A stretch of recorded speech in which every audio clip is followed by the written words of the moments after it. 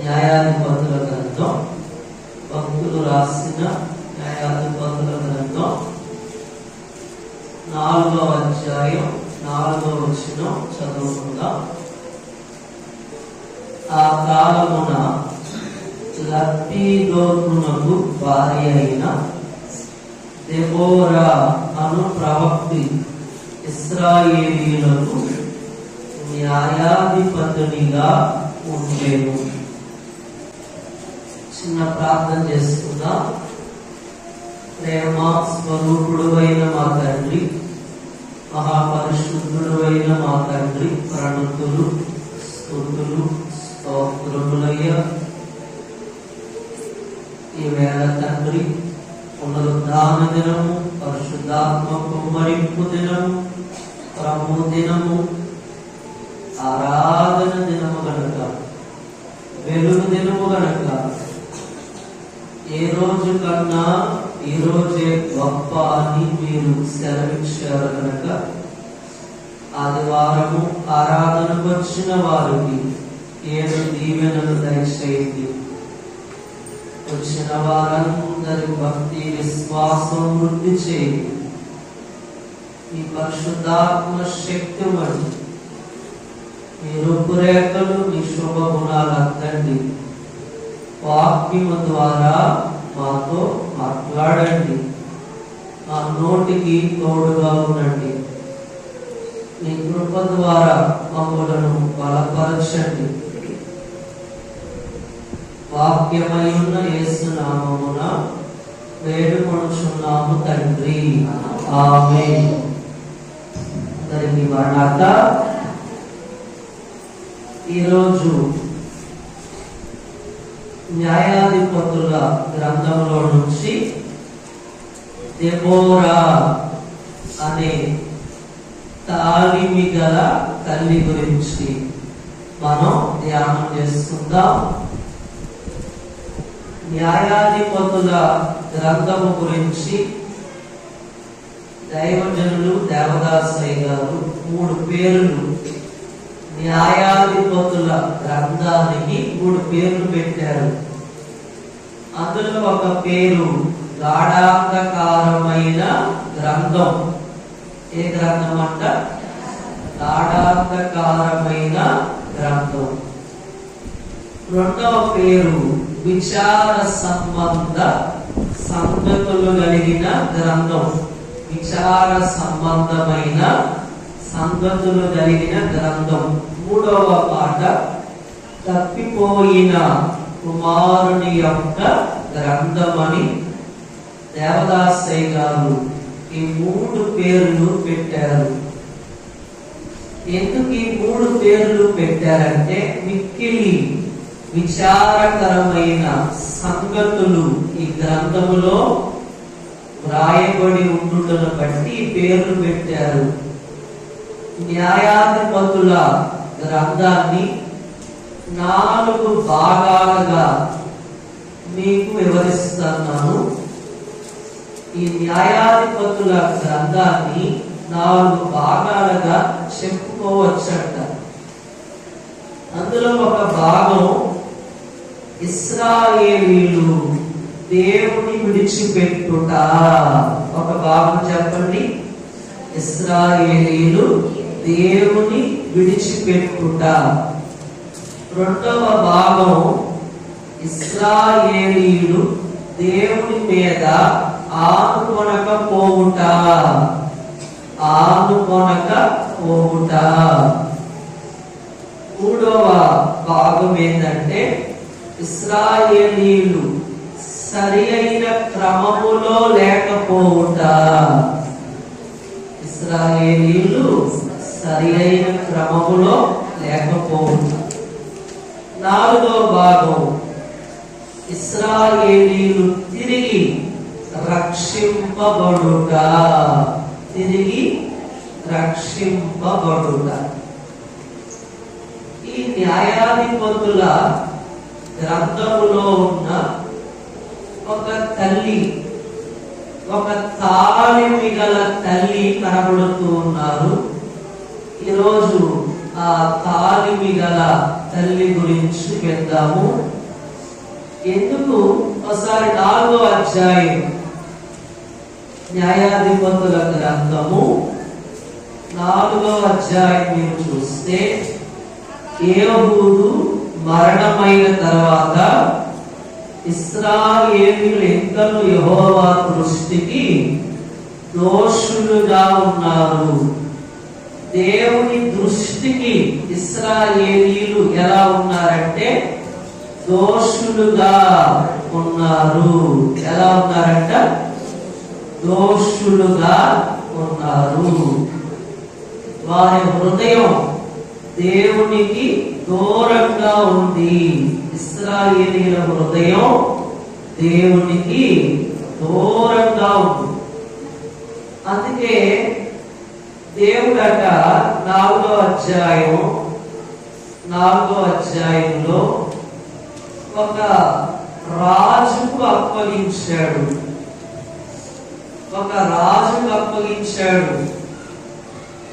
ఆ రాజు ఎవరంటే యాబీను. చెప్పండి, ఆ రాజు ఎవరు?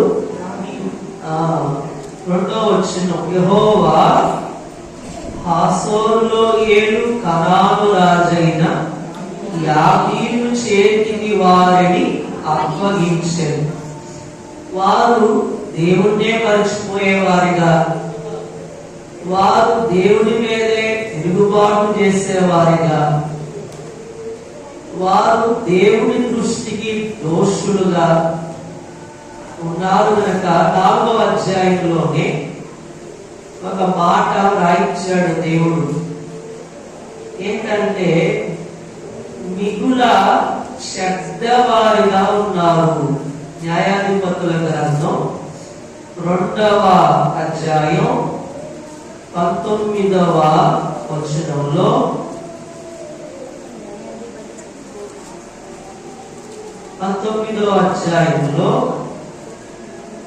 ఒక్కొక్క న్యాయాధిపతి చనిపోగా వారు వెనకకు తిరిగి ఇతర దేవతలను అనుసరించి పూజించుచు వాటికి సాగిలపడుచు ఉండుట వలన తమ క్రియలలోనేమి తమ మూర్ఖ ప్రవర్తనలోనేమి దేనిని విడువక తమ పూర్వీకుల కంటే మరి మిగుల చెడ్డవారైరి. తమ పూర్వీకుల కంటే మిగుల చెడ్డవారిగా ఉన్నారంట ఇశ్రాయేలీయులు. తమ పూర్వీకుల కంటే ఎలా ఉన్నారంట? న్యాయాధిపతుల కాలంలో మిగుల చెడ్డవారిగా ఉన్నారు. అందుకే దేవుడు యాబీను అనే రాజు చేతికి అప్పగించాడు. సిసెరా, న్యాయాధిపతుల గ్రంథం చూడండి 4వ అధ్యాయం 2వ వచనం, అతని సేనాధిపతి అన్యుల హరోషెతులో నివసించిన సిసెరా ఈ యాబీను యొక్క సేనాధిపతి. ఈ సిసెరా 900 రథములు కలిగిన వారంట. ఎన్ని వందల రథాలంట? 900 రథములు.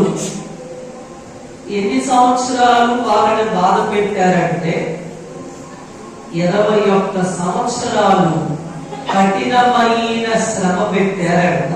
ఎన్ని సంవత్సరాలమ్మా? 21 సంవత్సరాలు కఠినమైన శ్రమ పెట్టారు. కనుక దేవుని బిడ్డలారా, ఈ న్యాయాధిపతుల గ్రంథ క్లుప్త వివరణ మీకు నేను తెలియజేశాను. ఈరోజు మనం ఈ న్యాయాధిపతుల గ్రంథంలో 21 అధ్యాయాలు ఉన్నాయి. ఎన్ని అధ్యాయాలంట? మీరందరూ మాట్లాడాలి. ఎన్ని అధ్యాయాలు? 21 అధ్యాయాలు ఉన్నాయి. ఇక్కడ ఈ న్యాయాధిపతుల గ్రంథంలో 13 మంది న్యాయాధిపతులు ఉన్నారు. 13 మంది న్యాయాధిపతులు ఉన్నారంట. ఈ న్యాయాధిపతుల గ్రంథం దేవుని బిడ్డలారా, ఈ న్యాయాధిపతుల గ్రంథంలో ఒక ప్రవక్తి ఉన్నారు. ఆ ప్రవక్తి పేరే దెబోరా. దెబోరా అనగా తేనెటీగ అని అర్థం. చెప్పండి, దెబోరా అంటే తేనెటీగ అని అర్థం. దెబోరా భర్త పేరేంటి? లప్పీదోతు. చెప్పండి అందరూ, లప్పీదోతు అంటే దివిటి అని అర్థం. వెలిగించువాడు అని అర్థం. కనుక ఈ దెబోరా ఈ తల్లిలో ఉన్న కొన్ని లక్షణాలు ఈ రోజు మనం ధ్యానం చేసుకుందాం. మొదటిగా ప్రవక్తి. చెప్పండి, దెబోరా ఎవరంట?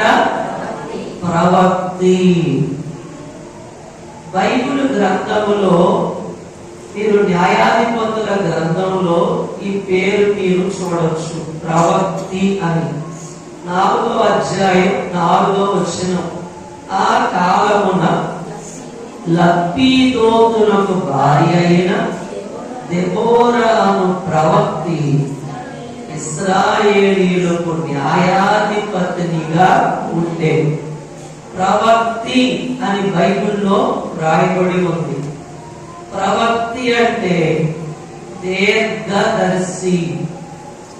ప్రవక్తి అంటే జరగబోయే సంగతులు చెప్పేవారు. ఎవరు చెప్పండి? ప్రవక్తి అంటే ప్రవక్త.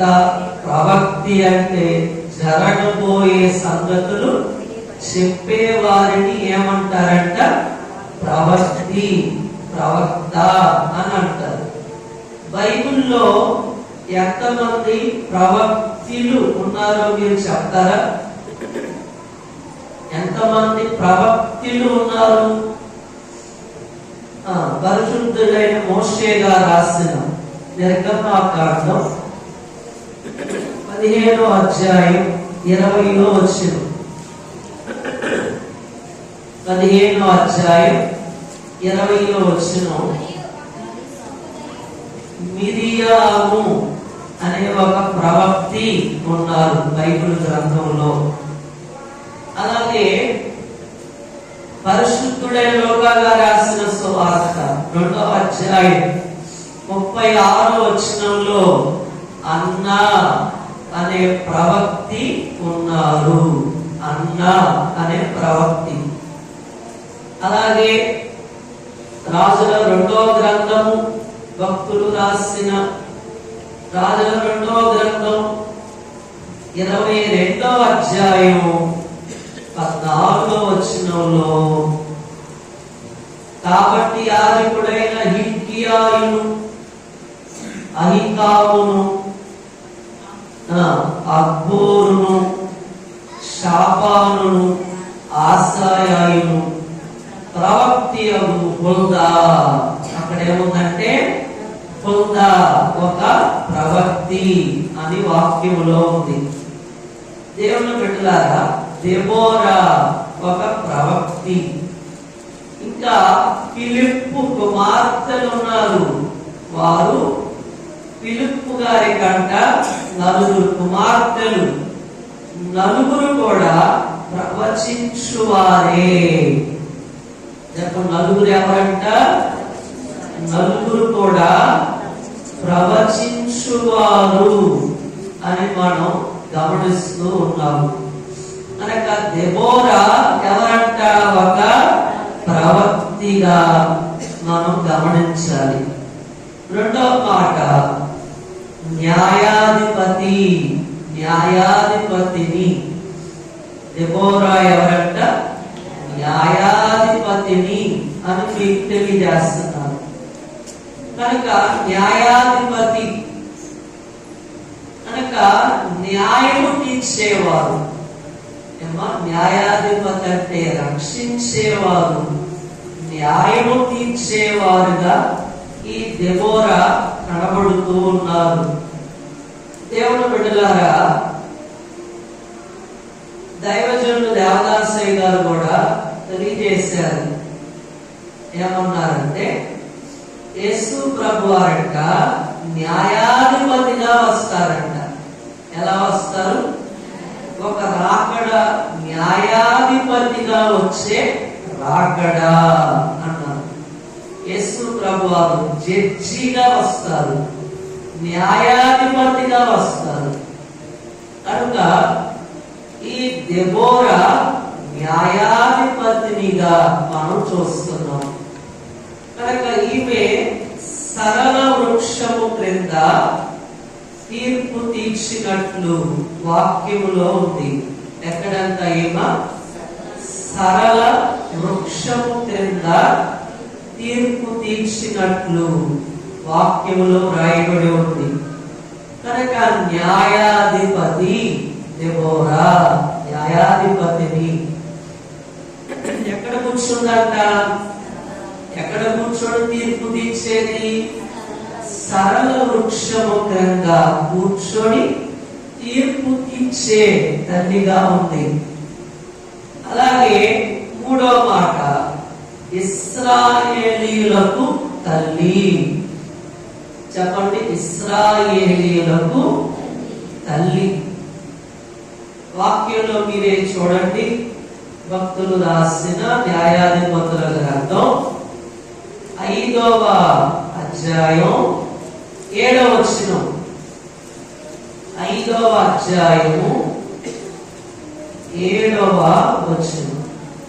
ఇశ్రాయేలీయుల అధిపతులు లేకపోయి దెబోరా, నేను రాక మునుపు ఇశ్రాయేలులో నేను తల్లిగా ఉండక మునుపు వారు లేకపోయి. ఇశ్రాయేలీయులకు తల్లిగా కనబడుతున్నారు దెబోరా. ఎవరంట? ఇశ్రాయేలీయులకు తల్లి. దేవుని బిడ్డలారా, ఒక తాలిమి గల తల్లి దెబోరా. తాలిమి గల తల్లి. తాలిమి అంటే కొన్ని లక్షణాలు ఉండాలి. తాలిమి అంటే కొన్ని లక్షణాలు ఉండాలి. అందులో ఒక లక్షణం ఏంటంట? ఏమ్మా చెప్తారా మీరు?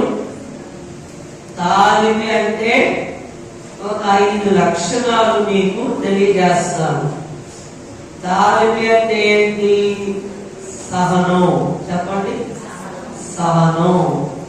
తాలిమి అంటే ఓర్పు. ఓర్పు. తాలిమి అంటే క్షమ. తాలిమి అంటే మృదుత్వం. తాలిమి అంటే ధైర్యం. ఈ లక్షణాలన్నీ ఎవరిలో ఉన్నాయంటే దెబోరా గారిలో ఉన్నాయి. కనుక ఈ లక్షణాలు మీ అందరిలో ఉండాలని వాక్యం ద్వారా మీకు తెలియజేస్తున్నారు. కనుక ఇశ్రాయేలీయులకు తల్లిగా మనం గమనించాలి. ఒక భక్తుని తల్లి ఉన్నాడు, జాన్ వెస్లీ అనే గొప్ప దైవజనుడు ఉన్నారు. ఆ దైవజనుడంట తన తల్లి గురించి ఒక మాట చెప్పారంట. నేను దేవుని గురించి థియాలజీలో కన్నా మా తల్లి దగ్గరే నేర్చుకున్నాను అన్నారంట. దేవుని గురించి ఎన్నో విషయాలు థియాలజీలో కన్నా మా తల్లి దగ్గరే నేర్చుకున్నాను అన్నారంట. ఎక్కడ నేర్చుకున్నారంట ఆయన?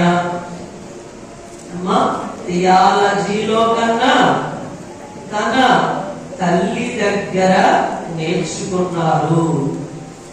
దేవుని బిడ్డలారా, ఇంకొక భక్తుడు అన్నారు, మా తల్లి నడిచే ఆశ్చర్యం అన్నారు.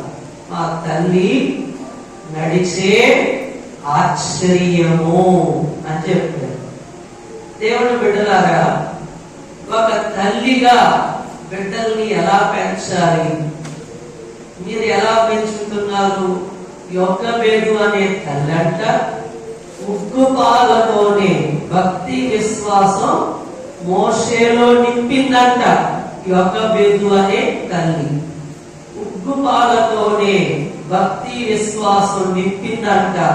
ఫరో కోటకు పంపిందంట. కనుక ఒక తల్లిగా మీరు బిడ్డలకి చిన్నప్పటి నుంచే భక్తి విశ్వాసం బిడ్డల్లో నింపాలి అని వాక్యం ద్వారా మీకు తెలియజేస్తున్నాను. కనుక దేవుని బిడ్డలారా, ఈ దెబోరా అనే తల్లి ఇశ్రాయేలీయులకు ఎలా ఉందంట? తల్లిగా ఉంది.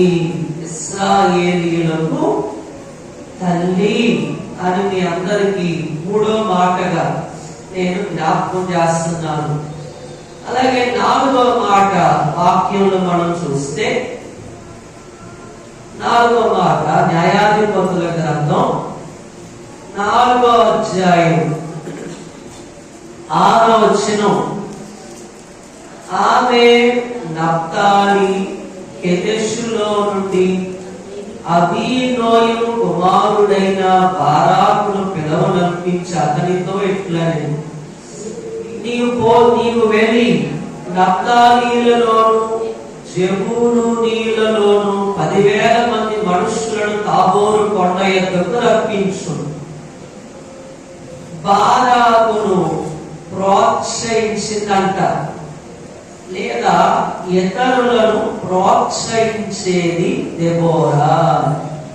ఇతరులను ప్రోత్సహించేది దెబోరా. కనుక బారాకునంట ప్రోత్సహిస్తుంది. అందరు గమనిస్తున్నారా? బారాకును ప్రోత్సహిస్తుందంట దెబోరా. నీవు 10,000 మందిని సిద్ధపరుచు, యుద్ధానికి 10,000 మందిని సిద్ధపరుచుమని ప్రోత్సహిస్తూ ఉందంట.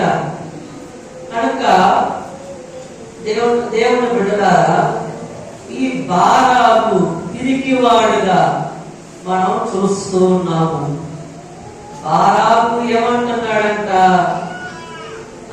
వాక్యంలో చూడండి, న్యాయాధిపతుల గ్రంథంలో 4వ అధ్యాయం 8వ వచనం. నీవు నాతో కూడా వచ్చిన ఎడల నేను వెళ్ళేదను, కానీ నీవు నాతో కూడా రాని ఎడల నేను వెళ్ళను అని ఆమెతో చెప్పింది. కనుక ఇతరులను ప్రోత్సహించేది. మీరు కూడా ఏం చేయాలి? ఇతరులను ప్రోత్సహించే వారిగా ఉండాలి. ఇతరులను ప్రోత్సహించాలి దెబోరాలాగా. కనుక బారాకు అనే వ్యక్తిని ప్రోత్సహిస్తుంది ఈ యొక్క దెబోరా తల్లి. ఇతరులను ప్రోత్సహించేది. ఐదవ మాట యుద్ధ వీరురాలు. యుద్ధ వీరురాలు దెబోరా. బారాకు ఏమన్నాడు చెప్తారా? నీవు నాతో వచ్చిన ఎడల నేను వెళ్ళేది, నీవు నాతో రాని ఎడల నేను వెళ్ళను. ఏమన్నాడు బారాకు? నీవు నాతో కూడా వచ్చిన ఎడల నేను వెళ్ళేదను, నీవు నాతో రాని ఎడల నేను వెళ్ళను అంటున్నారు. అప్పుడు దెబోరా ఏమన్నారంట? చూడండి 4వ అధ్యాయంలో, అప్పుడు నేను ఆమె నీతో నేను అగత్యముగా వచ్చేదను, అయితే నీవు చేయి ప్రయాణం వలన నీకు ఘనత కలుగదు. యెహోవా ఒక స్త్రీ చేతికి సిసెరాను అప్పగించునని చెప్పి తాను లేచి బారాకుతో కూడా కెదెషునకు వెళ్ళెను. దేవుని బిడ్డలారా, ఈ దెబోరా అనే తల్లి యుద్ధ వీరురాలిగా కనబడుతూ ఉన్నారు. ఎవరంట చెప్పండి? యుద్ధ వీరురాలు దెబోరా. ఎంతో ధైర్యం దెబోరాలో ఏముందంట? ధైర్యం ఉంది. కనుక దైవజనుడు దేవదాసయ్య గారు అన్నట్లు దెబోరాలో దబరా అంత ధైర్యం ఉంది అని చెప్పారు. దెబోరాలో అంట దబరా అంత ధైర్యం ఉంది. ఎంత చెప్పండి?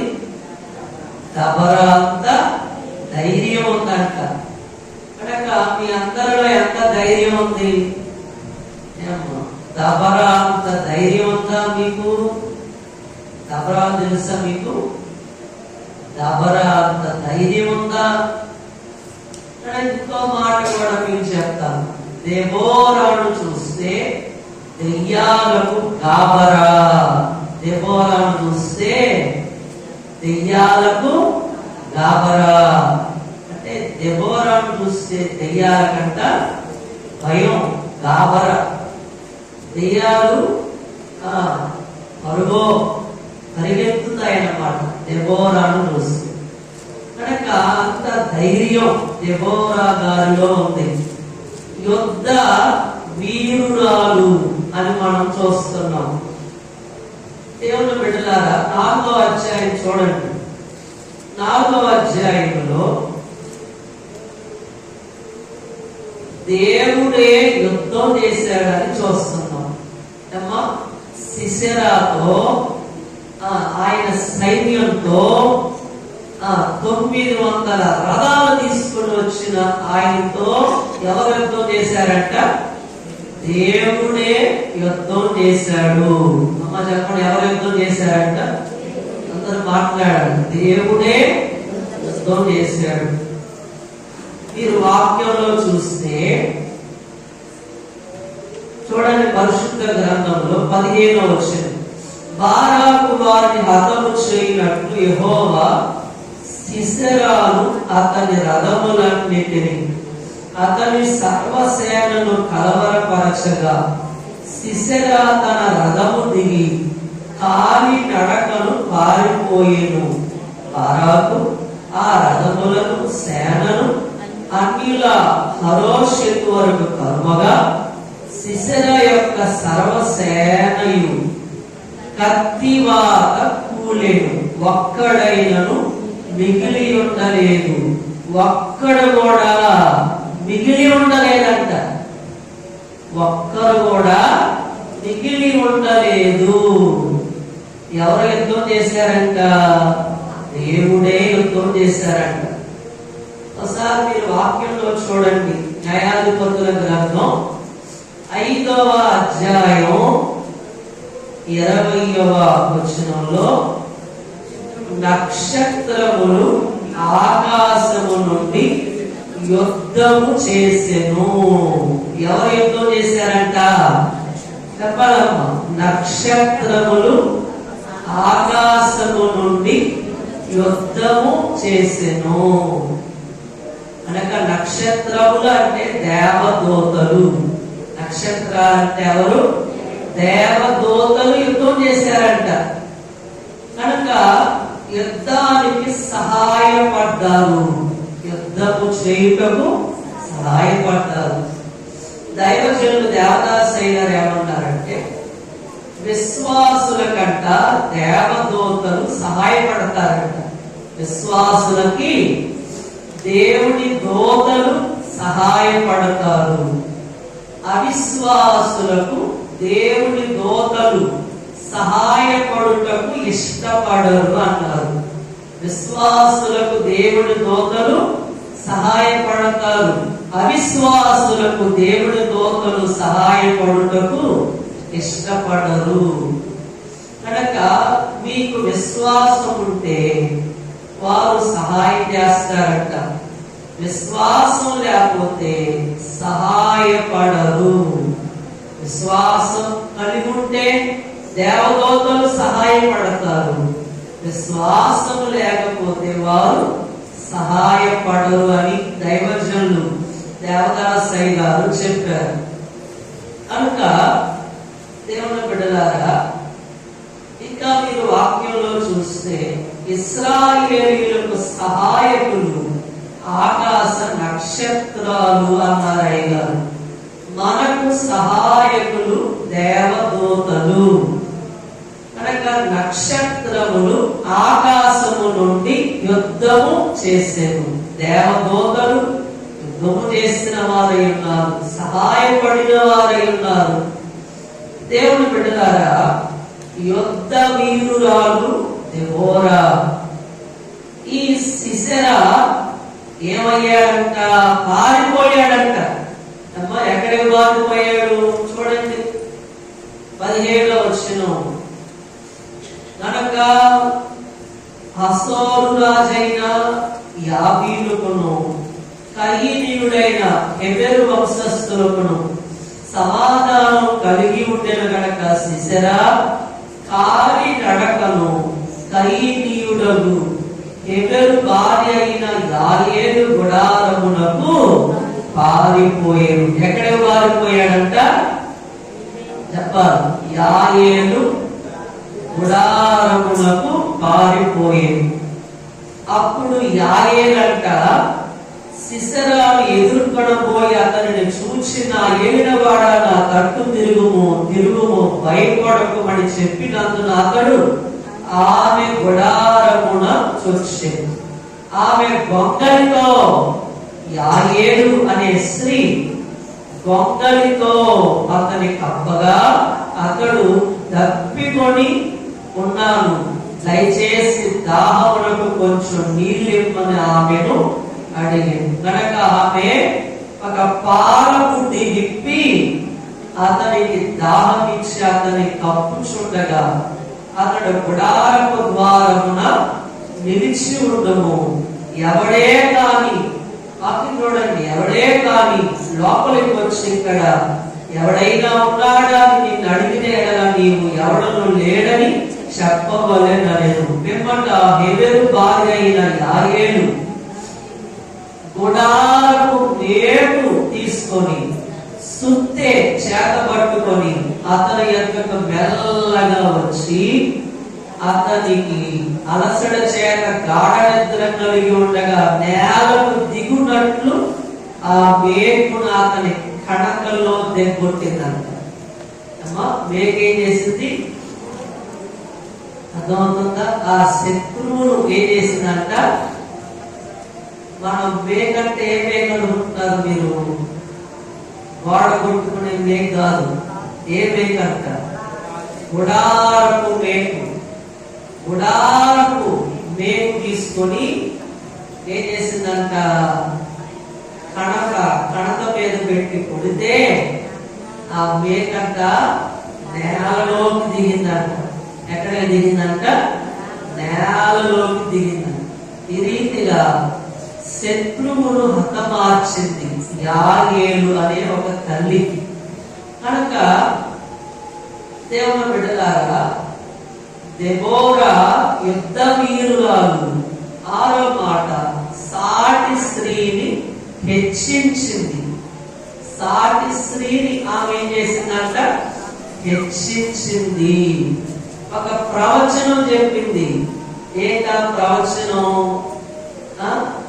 యెహోవా సిసెరాను ఒక స్త్రీ చేతికి అప్పగించునని ప్రవచనం చెప్పింది. సాటి స్త్రీని హెచ్చించింది.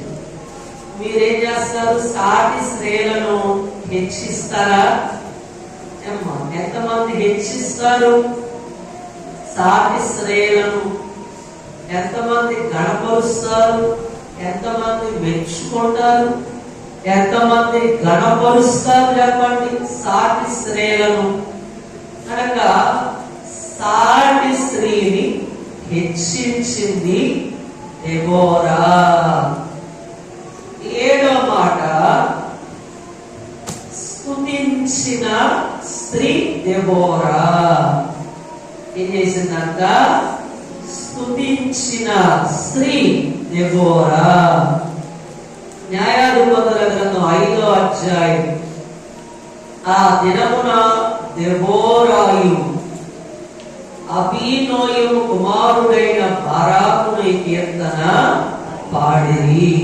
దేవుని స్తుతించిన స్త్రీ దెబోరా. దేవుని స్తుతించిన స్త్రీ. కనుక దేవుని స్తుతించిందంట. దైవజనుడు దేవదాసయ్య గారు చెప్పిన ఒక మాట ఏంటంటే, స్తుతి స్థితిని మార్చును అని చెప్పారు. స్తుతట స్థితిని మార్చును అన్నారు. స్తుతి చేస్తే మన స్థితి మారిపోయింది. ఏం చేస్తే? స్తుతి చేస్తే. మనందరం ఏం చేయాలా? స్తుతి చేయాలి. దేవుని బిడ్డలారా, ఒక మాట కూడా చెప్పారు, స్తుతి దేవదూతల స్థితి. స్తుతంట దేవదూతల స్థితి. అందుకే స్తుతి చేసేవారంటే సాతానుకు భయం అన్నారు దేవదాసయ్య గారు. స్తుతి చేసేవారంటే సాతానుకు భయం. మనందరం ఏం చేయాలా? స్తుతి చేయాలి. అందుకే దేవుని బిడ్డలారా, మామూలు స్తుతి అంట పాల వంటిది. మామూలు స్తుతి, ఉపకారం చేసావయ్యా స్తుతులు, ఈ మేలు చేసావు స్తుతి అంటాం కదా. మామూలు స్తుతి పాల వంటిది. దైవ లక్షణాల స్తుతి తేనె వంటిది అని దైవజనుడు దేవదాసయ్య గారు చెప్పారు. దైవ లక్షణాల స్తుతి అంట తేనె వంటిది. దైవ లక్షణాలు ఎత్తి మనం స్తుతి చేయాలి. కనుక స్తుతి మనం చేస్తే ఎక్కడ లేనట్టి శ్రమలు మొక్కలు మొక్కలు అవుతాయి అని చెప్పారు. స్తుతి చేస్తే శ్రమలు ఏమవుతాయంట? మొక్కలైపోతాయి. మనందరం దేవుని స్తుతించాలి. కనుక ప్రార్థన గంప, స్తుతి గంప దేవాలయానికి వస్తే ఏ గంప నిండిపోయింది? ఏమ్మా? ప్రార్థన గంప నిండిపోయింది. స్తుతి గంప నిండదు. ఎందుకంటే అసలు ఏం చేయట్లా? స్తుతి చేయటల్లా. దేవదాసయ్య గారు రాశారు. ఏం రాశారంటే, మనసున స్తుతి కార్యము తప్ప అదేముంది భక్త జనానికి అన్నారు.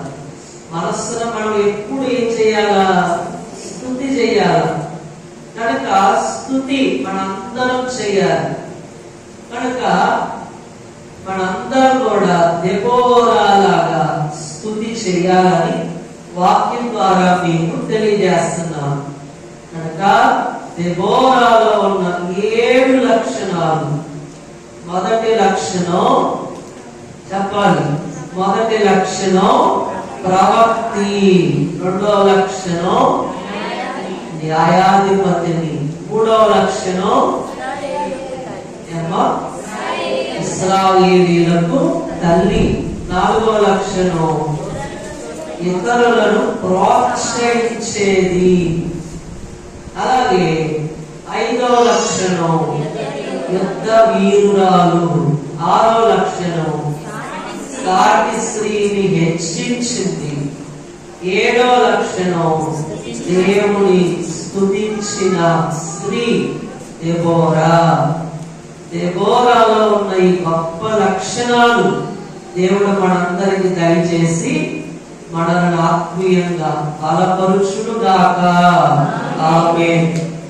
దయానిధివైన మా తండ్రి, ప్రణతులు స్తుతులు.